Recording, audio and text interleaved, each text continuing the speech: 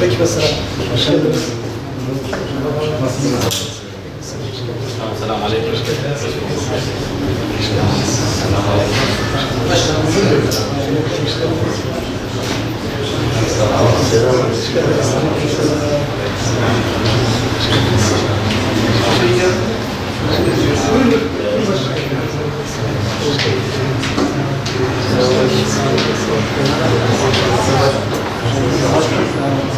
Fark etmedim, o imamdı.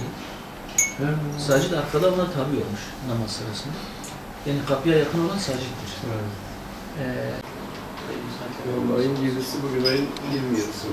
20 gün oldu. Ama 20 günde başkanlığımızın gelmesiyle, atılmamızla ben bir yandan yeni... Biz de teşkilat başkanlarımızla falan toplantılarımızı yaptığımızda bir program takviminde ilerliyoruz.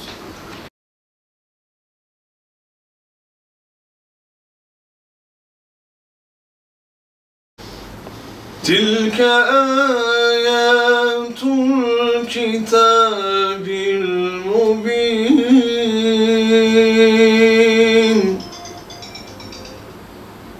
إنا أنزلناه قرآنا عربيا لعلكم تعقلون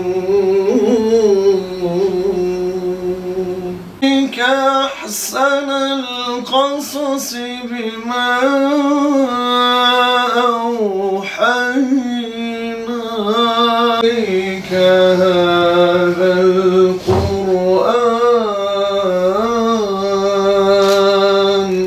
من الغافلين.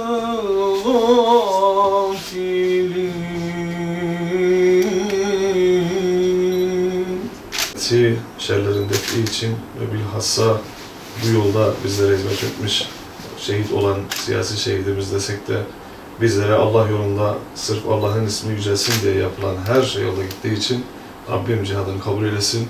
Amin. Velhamdülillahi Rabbil alemin.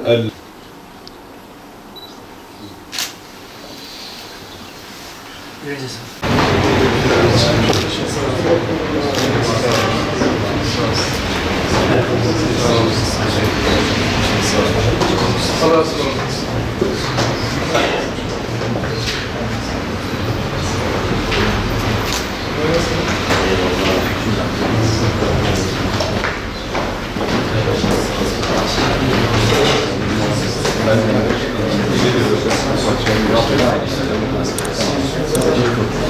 Abi suçlusun.